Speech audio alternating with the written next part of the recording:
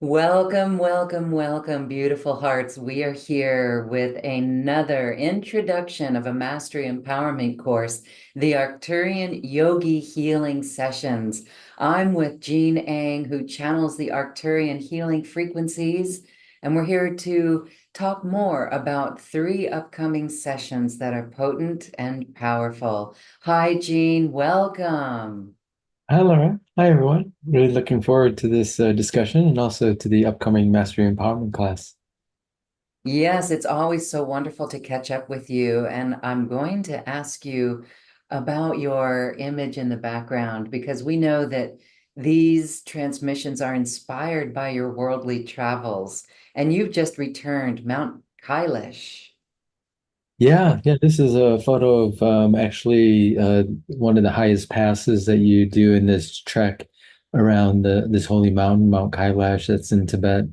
And it's called the Jolma Pass. Jolma stands for actually Tara, for people who connect with the feminine Buddha Tara. And this is sort of right after the pass. There's a sort of lake that you can see behind me as you're kind of descending down. So, yeah, it has a lot to do with our transmissions that are coming up. And I feel like the completion of this trip sort of sealed the transmissions that are part of this new level in the Arcturian healing method.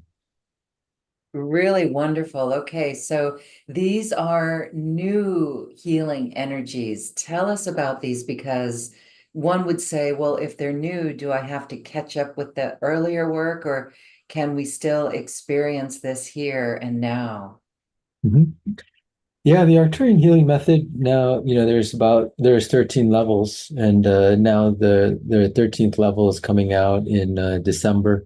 And that's for people who sort of have been doing that healing modality just to be attuned to these, it's a way that I've packaged my interaction with the Arcturians, with these different healing energies. So this mastery empowerment class is sort of an exposure to these upcoming frequencies, that people who are in that training are getting as an attunement.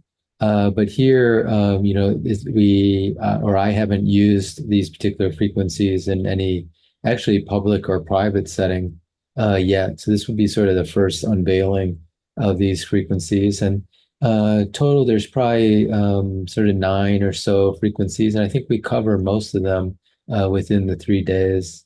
So there are various topics that we can kind of talk about, but the overall theme is it's called the Arcturian Yogi or Yogini for the feminine aspect. And this kind of definition of a yogi or yogini being a practitioner of yoga usually means yoke, actually means like to yoke yourself or connect yourself.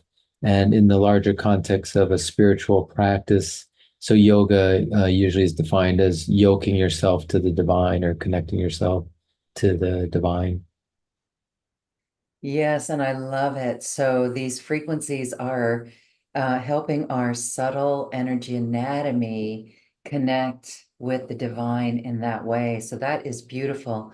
So let's begin to go into some of these energy frequencies.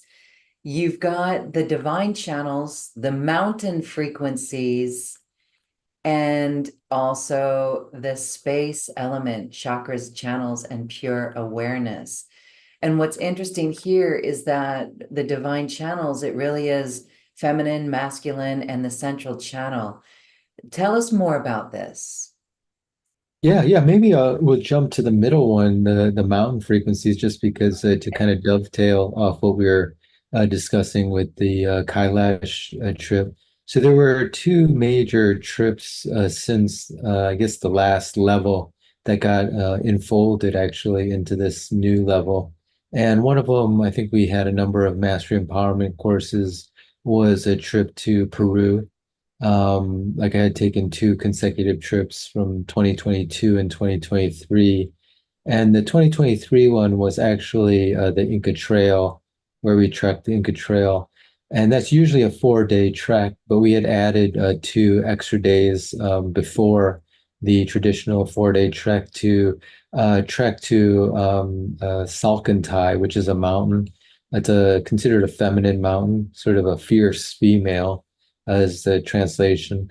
But when I was there, I definitely had an encounter with the spirit of the mountain. It actually showed up as a more masculine sort of presence, maybe just through resonance.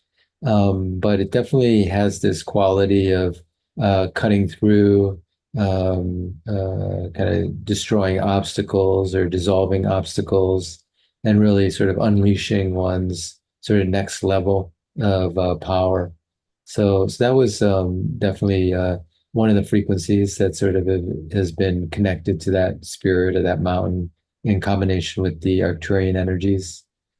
And then this recent trip to Mount Kailash, actually, I had already known, or I had already written up the level 13 sort of outline. So I knew there would be a Kailash frequency. I didn't know when exactly it would come through, but on the third day of the trek, I definitely felt kind of the spirits or energies in the mountain kind of transmitting that transmission, that healing frequency to kind of through me or to me, which was kind of a very mystical or kind of deep experience. But that energy is used particularly to clear karmic sort of baggage or karmic patterns that one needs to clear. And usually, in general, when one does a trek around, you kind of circumambulate or walk around Mount Kailash. Part of the tradition is by doing that, you release a lot of karmic baggage or karmic debts that you might have just by doing that kind of purification practice. Okay, very good. Really fascinating that we've got Peru and the Himalayas because when we look at the cultures, we can see things that are the same, right? The colors, the vibrant colors. And do they do burials in caves as well? Cave burials Mhm. in both? Actually, mhm. Mhm. It's sort of similar, but actually they do, just actually in this area that you see in the background, they do what are called sky burials. Uh, Yes. yeah, they have a certain person who like will kind of cut up the body and then basically feed them to the like more carrion type birds like vultures and so forth. So they're considered sky burials, and a lot of them are done actually in the area that you're seeing in the background. Wow. Yeah, that really is amazing. And they do not let you take photographs. They'll come and throw rocks at you if you're taking photographs of the sky barrel because it's very sacred. So I just find it fascinating that the mountains of these areas give us so much healing energy. You felt it when you were there. When I was in Peru, I felt that as well. I literally did hear a mountain speak to me, and it showed me how I was getting along with another person, a very dear friend. And it was just very loud and very clear and very vivid. And it's interesting because they're called apus. In Peru, the mountains are called apus, and they respect the mountain spirits. So it's very interesting that our earth has that mountain spirit. And, for those who've been to Mount Shasta as well, it's very interesting. So would you say beings from our planet are, if they're mountains and in the mountain and of our planet, then they're earthly energy? Or are you finding that there's more of an ET off-planet energy as well through these mountains?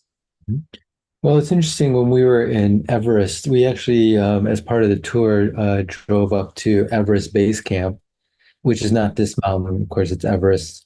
And and I was kind of tuning into the beings there, and they're very, I guess you'd call them primordial or ancient. They seem to transcend any of the particular religions that are there that kind of do, worship or spiritual traditions. So you could call them, I would call them interdimensional, rather than galactic, because they are associated with that mountain. But they definitely are not, a lot of the different spiritual beings, depending on the spiritual tradition, they're sort of clothed in a certain way. Like there might be a Buddha like Manjushri, who actually is actually the same being as Archangel Michael. So like in the West, that being would show up in the kind of garb that a Western person who's born in the West might see them, but they're actually universal beings. So at definitely an Everest Base Camp, the my perception was that the spiritual beings there kind of transcend any spiritual tradition and are more universal or cosmic in a sense, but definitely associate with the mountain. Very interesting. And I love how you explain it as interdimensional. So that is a term we could say interdimensional versus you said versus galactic, right? So galactic is one thing, interdimensional could inter what is the difference between the two? I know we're kind of off subject, but that's so fascinating. Interdimensional, would that be angels and things? What is your definition of interdimensional versus galactic? Yeah. I think with galactic, the beings are probably, even though they're maybe non-physical, are associated with some type of either planet or star that might be in the known universe or even in the invisible universe. So like Arcturians maybe are considered galactic because there is a star Arcturus that's actually in the physical universe, although I perceive the Arcturians as non-physical beings. Interdimensional might not need a physical anchor. They may not need to be associated with anything in the known physical universe. They could just be in a higher dimensional space, and that may be where their kind of dwelling or their home sort of is, or their origin is. It's not in the physical universe. And so how did you come to perceive? Are you just aware you can sense the energy? We've talked before about tones in the ear and things like that. But some would say, I want to do that. And some others would be like, I've never felt that or whatever. So is there a way that we tune into it? Can we hone this skill? And I know that when we do the frequency sessions, transmissions with the Arcturians, we do enhance that skill. But how did you recognize Mhm. interdimensional frequencies, Yeah. beings? Right, like particularly at like Everest, for example. Mhm. Usually, yes, I think to kind of break that down, it would be a shift in consciousness. That would be the overall sort of a technique. Like we're kind of right now in what we use some more scientific terms in a beta brainwave level, usually like focused in the here and now in the physical domain. Usually when we're reading or doing particularly when we're doing kind of like math or something, we're kind of in this awake beta brainwave level. So if we can shift our consciousness, so people have various techniques to do that into probably more alpha or theta brainwave levels, sort of this more dreamy meditative consciousness. Like for Everest Base Camp, it was mostly in meditation with the intention, like kind of to tune in to what kind of spiritual energies or presences were there. But this idea of shifting your consciousness and whatever technique you've learned to do that, could be binaural beats, it could be shamanic drumming, it could be meditation, or it could just someone has developed their own way, hypnosis. Then you're in this altered state, and then you can start to perceive kind of these non-physical realities and beings and perceptions. So I would say that's overall kind of framework or template for tuning into kind of what I would call non-physical information. Thank you for that. Getting into a frequency shift, slowing down, opening the heart, shifting the brain waves. Mhm. Absolutely. Okay, beautiful. All right. So, as we're talking about the days of these transmissions, we love those two, the Salkantai mountain transmissions and the Kailash transmissions. But then also in the mountain frequencies, we're going to be working with the Arcturian super bliss frequency as well. Can you share more on this? Yeah, yeah. In that way, it's sort of that frequency is set up, on the second day because we've done some of the frequencies on the first day. But the idea with the this like kind of yogic practices, working with our energy channels to kind of enter, speaking of different states of consciousness, one of the states that we're trying to become aware of and, sort of anchor in our awareness is sort of this non-dual state of consciousness, more like our ground of being. People might call that like God union or sort of this non-dual, pure mind state. So a lot of times we are not in that state. Kind of maybe in contrast, we're sort of in a story, like we're basically like commenting on our experiences, which are basically thought forms that we're creating.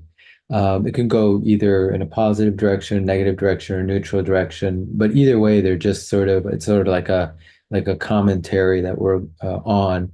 And a person could live most of their life in that commentary and think that that's reality. But sort of when you take a like a broader view, you realize, it's simply like a story that what we're constantly like living in. So if we can, like you exactly said, slow it down in most yogic practices, kind of the framework I'm using here, when you can get your awareness, particularly in what's called the central channel of energy, with sort of that vertical channel from your crown to your root chakra, you enter these more deeper states of consciousness. Actually, your brain waves do slow down to probably the point what's called delta brain waves, which is similar to when we're in deep sleep. But if you can stay aware, not go unconscious into those delta brainwave levels, you basically are entering what are considered like a non-dual enlightened state of consciousness. But one of the qualities of that state is it's also very blissful. It's also kind of like orgasmic would be actually a very more accurate term that people could viscerally connect to. So it really has that quality to it. And so that's kind of what this frequency is helping us to attain is a sort of a non-dual state filled with bliss or kind of orgasmic feeling. Beautiful. I know that that's we can sit and meditate, and we've seen yogis do that. Samadhi, is it samadhi, where Samadhi. they achieve that state? And so wonderful that we can be supported with the Arcturian healing frequencies to assist us in that as well. Okay, so then we've got work with the divine channels. Let's talk about day one's transmissions. We've got three here. Those are the pure feminine frequency, the pure masculine frequency, and the central channel. To me, this sounds like we're uniting that within us along the central channel. Tell us more, please. Yeah, exactly. And kind of the yogic system, a lot of them from the East, but also like the Tibetan, the Indian, but also these have been seen in Western esoteric traditions. You have sort of this central channel of energy that I was mentioning running from your crown to your root chakra, sort of going like slightly in front of your physical spine. And, people who practice Kundalini yoga, which is sort of this dynamic energy from your lower chakras that help to purify and open and build the central channel of energy. This is usually a lifetimes of work. So people who are usually interested in spiritual practices, yogic practices, they've probably been doing that in previous lifetimes, and they're sort of continuing to do that in this current lifetime. Mostly because those practices they require a physical body like let's say you wake up in the what they call the bardo in between lifetimes. You supposedly some of those practices can't be done like in just a non-physical dimension. You need some of these energies that are given to you by your parents in your physical body, which we're kind of discussing here. So a lot of people kind of return yogic practitioners or yogis or yoginis for the feminine, female version of that to continue these practices. And so the central channel, that frequency, can be opened with the assistance of the Arcturians or continued wherever you left off. And then the two side channels, there's like two channels running to the side of that central channel. They're usually depicted as sort of solar and lunar or feminine and masculine. Depends on the system. I've seen completely opposite systems, but the one that I'm just suggesting here is like the left channel usually is seen as the feminine channel. That's to the side of the central channel, and the right channel is usually seen as the masculine channel. But we have these sort of feminine, masculine energies within us. And those two feminine, masculine frequencies are helping to balance those energies within us also. So when we are experiencing these frequencies, what will happen? Because in we get spending almost an hour to receive each of these three frequencies. What are you thinking is going to, are we going to be able to weave them together or um, make them more of a union within us? What's Mhm. going to happen? Yeah, we all have different tendencies, speaking of the feminine, masculine. And so kind of when the feminine frequency is being channeled, so it allows us to balance that energy. Maybe we're overly focused on that particular energy. So then it would kind of bring us more to the center, or maybe we don't have a lot of we don't, really focus or develop our feminine energy. So then we're kind of that energy may bring us, more to the center with that, to kind of bring that out more, and it might develop into certain both physical, energetic, emotional, mental traits. Those are probably the ones that people will see, but it can also work at the causal, these sort of more subtle dimensions, spiritual and divine levels. So more at the spiritual level is sort of more at your soul plan level, so you're kind of more balanced with that, let's say, feminine energy, and then vice and patterns. So vice versa with the masculine, it works in the same way, the masculine energies. So we're trying to bring a dynamic harmony sort of within ourselves with those two energies, with those two frequencies. The central channel of energy can really work at a lot of different levels. If one is practicing, a yogic practitioner who's really been working on their central channel, it can sort of accelerate that development. And supposedly there's, in some systems, there's 7 layers to this Kundalini channel, which is basically represented by the central channel. And then there's 7 sublayers, and you're trying to kind of open that Kundalini channel. Like a representation of that is the Hindu god Shiva. You see these like snakes coming off Shiva's head. Usually there's 7 snakes. So one symbolic representation is that's a being who's opened up all 7 Kundalini layers.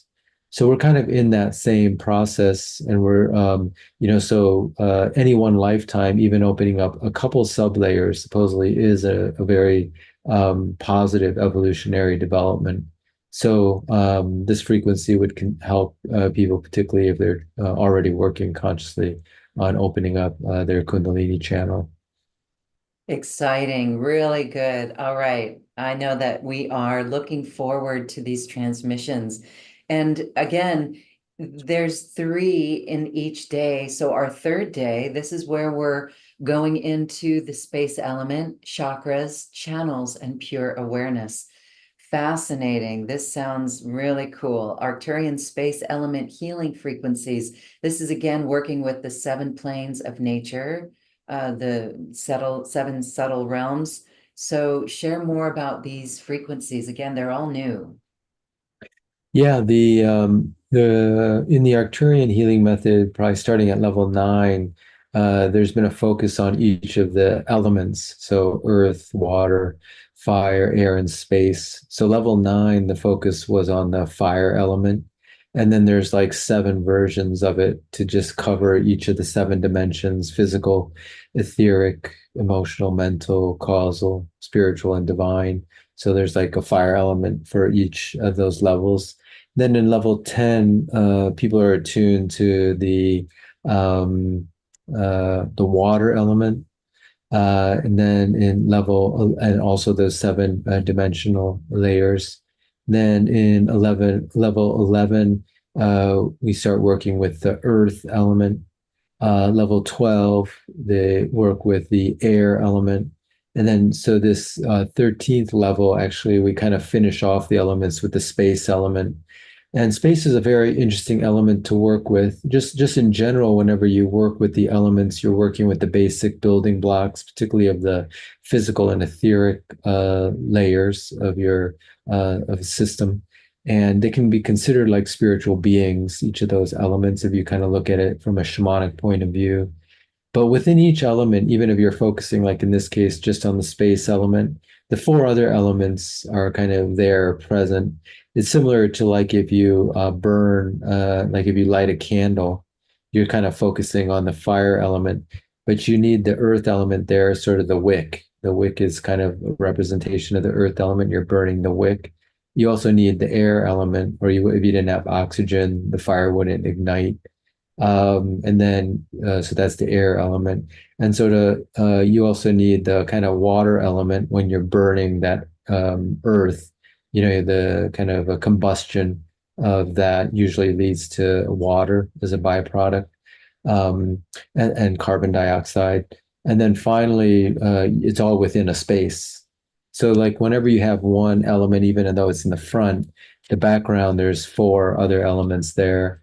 So in the space element, we're kind of bringing in kind of this womb almost, like it has a very divine feminine quality to it also, where all creation can occur, like the spatial element. But sort of within space, you have all the other four elements, all the other four elements sort of are more in the foreground of the space.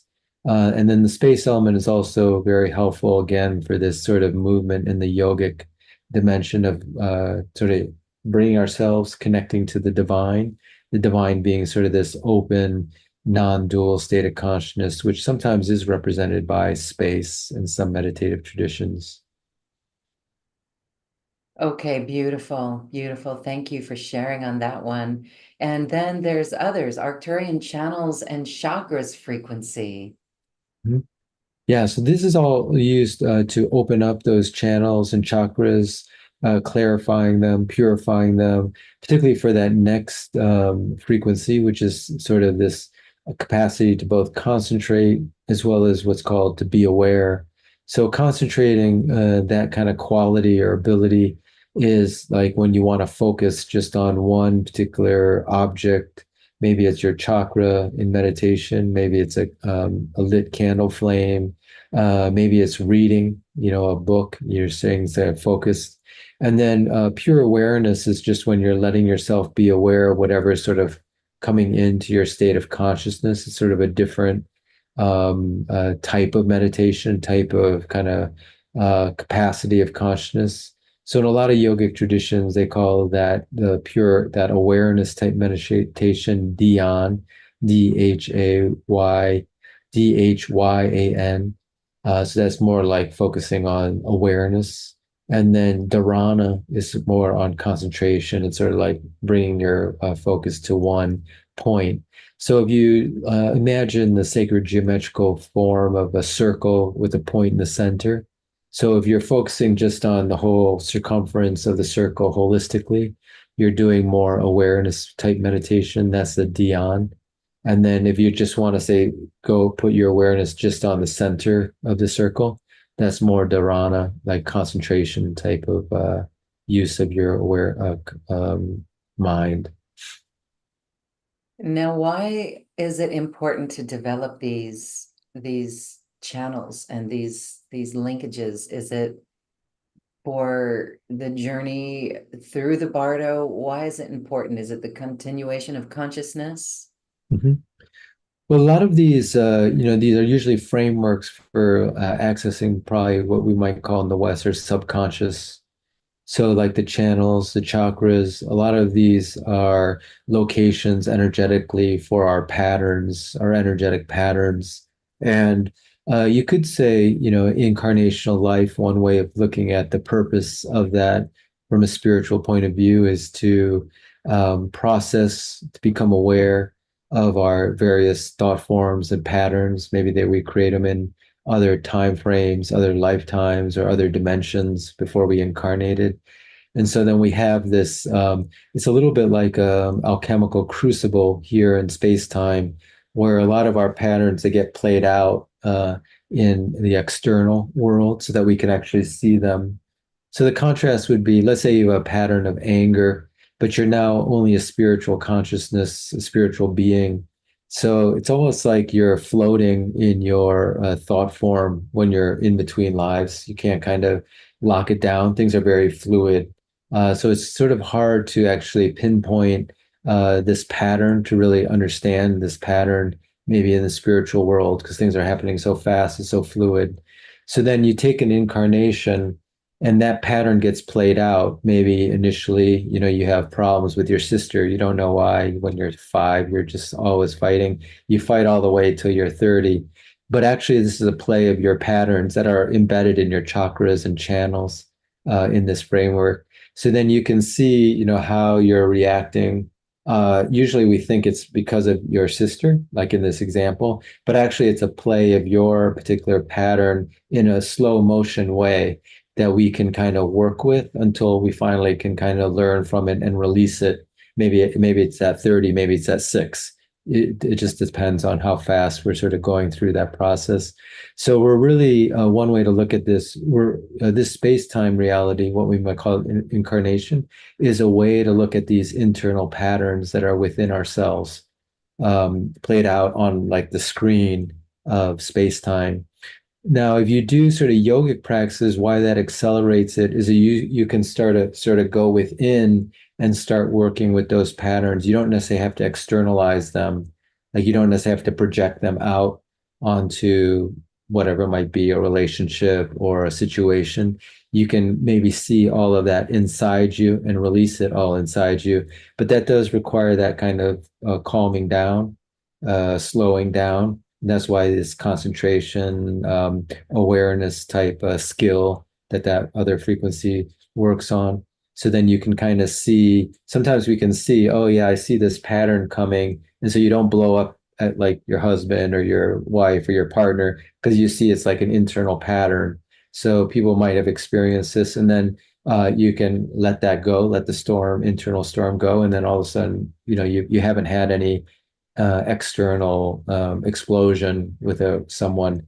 It's all been within yourself. You've seen it all inside yourself. Wow. Okay. That feels very liberating and putting the responsibility fully on us for our own energy healing. This is energy healing when we're able to use frequencies that are here to assist us in breaking free from that which is imprinted on us, like from past lives or just the energy that we bring in from an ancestral level as well. So this is beautiful. We are really looking forward to this. So let's get a little taste. We'd love to do a little mini session. I knew it just takes a few moments, but let's do a sample energy, Jean. Thank you. Yeah, we'll do the Arcturian super bliss frequency. And that helps us enter that non-dual blissful state of consciousness. And whether you experience that here and now, in the session, it's an hour of the healing, but we talk a lot about these different yogic practices, the context that you might see in your own practice. You don't have to be practicing those particular traditions, although we draw on some of these different yogic disciplines and their practices and try to adapt those practices to what we can do in our daily life.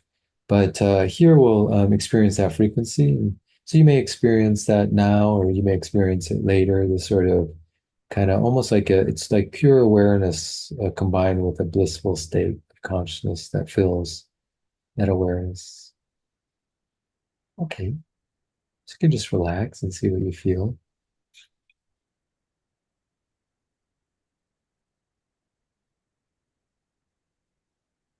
This is called the Arcturian super bliss frequency.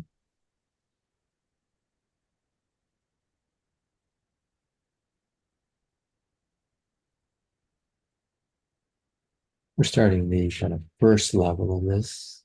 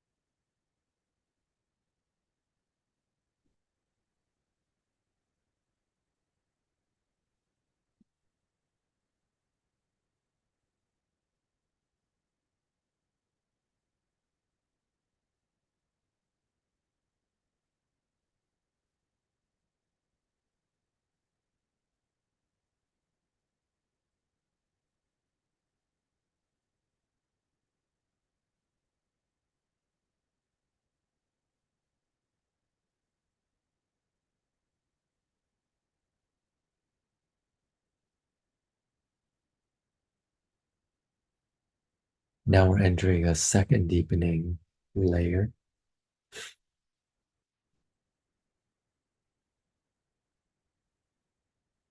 or level of the Arcturian super bliss frequency.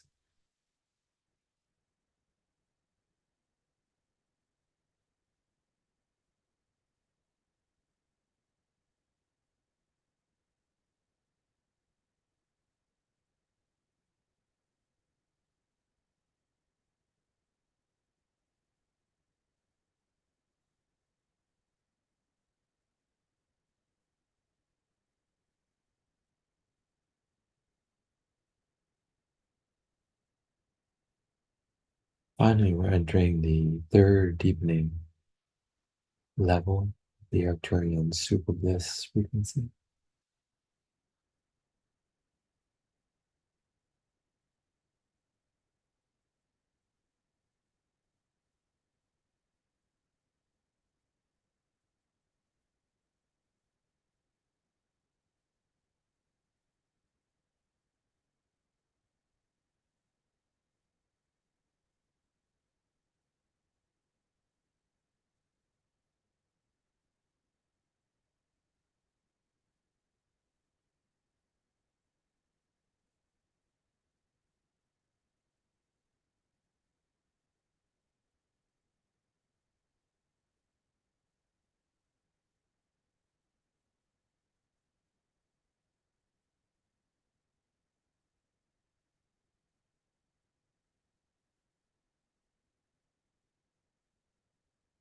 And that completes the exposure to the energies.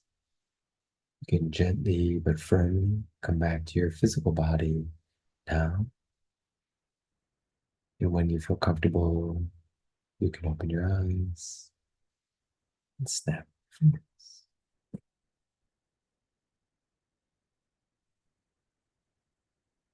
Thank you. Thank you. Thank you for that. That was wonderful. What I found very interesting is, first of all, not a worry in the world, like just this, as it deepened, it changed, but it was so beautiful. My crown felt wide open. My crown. Here I was thinking it'll be heart, but for some reason, I really noticed my crown and my head space totally empty, Mm. which I love. And that is so beautiful. And I know it's different for everyone. So we hope everyone has enjoyed this. Wonderful. Thank you, Jean. Did you have any comment that you'd like to share about that frequency? Yeah, one of the ways you could just imagine that is, I mentioned this orgasmic thing, piece, feeling. It's sort of like moving kind of that orgasmic feeling that usually is in the lower chakra, the lower sex chakra, and moving it like what to your entire body or entire like space, even of the universe. That's sort of what the more yogic, sense of that is sort of like trying to get that localized feeling. And at least you could even start, like you mentioned, move it to the heart and feel it from your heart, the bliss, or move it up to your head and feel it from your head. And then at some point, you actually move it out of your body. So you could be like, speaking of the space element, like the entire galactic space, but you're feeling that orgasmic bliss fill that space. That's sort of the yogic sort of explanation of that. Okay, thank you. Well, we are really looking forward to this because these are the Arcturian Healing Method Level 13 healing energies. And so again, we'll say that there's 3 healing sessions coming up, and the link is in the description box. And that is really wonderful. 9 different frequencies that we're going to experience with this over those 3 days. Everything's recorded, and it's for anybody and everybody. It's not just for the healing practitioners, but it's for anybody who wants to deepen these connections within ourselves, the way that we've mentioned today. Wonderful, Jean. And so, is there anything else you'd like to add about this beautiful Mastery Empowerment course? Yeah, just to put in the context, of like the collective and where we're going. There's always different challenges happening on the planet. There's also group and of course personal challenges that we're working with in terms of this learning environment. I think these different frequencies that the Arcturians are bringing through try to give us a backdrop, a larger view or context in where to kind of place ourselves, because we are focused on ourselves in this sort of space time as our personality and our body. It's important to not disregard that, but then sort of these frequencies, sometimes these experiences of this non-dual state, they give us a larger context or view from where that's experiential and not just intellectual, from where kind of our day-to-day life is within. And that is so welcome because as we don't focus so much on the external, we're focusing on the internal and looking at patterns of our energy. And again, this is deep energy healing that gives us the full responsibility for our energy and the patterns that we came in with that we are working to break and be free from. So this will assist us in no longer being triggered, or the triggers won't be so triggersome, right? It's beautiful. It's really solid in the work that we're doing here. And it's very helpful for the planet because there's no one to blame for anything, right? It's because it's how we handle our reaction. And so by doing this, we're showing up in the world in a better place. And that's powerful. Yes. Yeah, exactly. Thanks. And as always, we like to do a bonus offering with this Mastery Empowerment course. What do you have in mind for the bonus? Oh yeah, people will get also the Arcturian mindset transmission, which also a great complement to this really working if you want to kind of work to improve your mindset, replacing what Lauren was mentioning, patterns that no longer are working for you, but then putting in the patterns that do work for you, that kind of bring you to your highest form of achievement or process or flow. So that's the Arcturian mindset transmission. Beautiful. All right. Well, we are looking forward to being in this Zoom meeting again with everyone, and we invite everyone watching and listening to join us as soon as you decide. Like even seeing this video today, you're already going to be in the sacred vessel that is created. So we like to say, pay attention to your dream space and your awareness on everything. And we had a little taste of the Arcturian super bliss today. Let's let that continue and see how it unfolds in our life and bring it in the face of everything. In the face of everything. Again, it's really powerful to maintain our energy within our capsule instead of letting it leak out everywhere. So that's beautiful. It's always beautiful to see everyone too. We do a lot of sharing um, in the Zoom meeting, and that allows people to hear or uncover what their experience is, right? So it's so helpful. It's very powerful in the group. And so again, you can join anytime, get the recordings, and we look forward to chatting with you. Thank you. Jean, anything else you'd like to say as we say goodbye? No, that's great. It's a great summary, and I'm really looking forward to this series. I think it's a encapsulation of, these number of trips and kind of a completion of a cycle for myself, and I think for this series of Arcturian classes that are coming up. Yes, beautiful. And enjoy the super full moon tonight. This is a beautiful day. This is the largest one of the year. And so Oh, how wonderful to be with the super bliss frequency on tonight's full super moon. Okay. Thank you, Jean. And thank you, everyone. We really look forward to seeing you soon. We love you and namaste. let's stay. Thanks.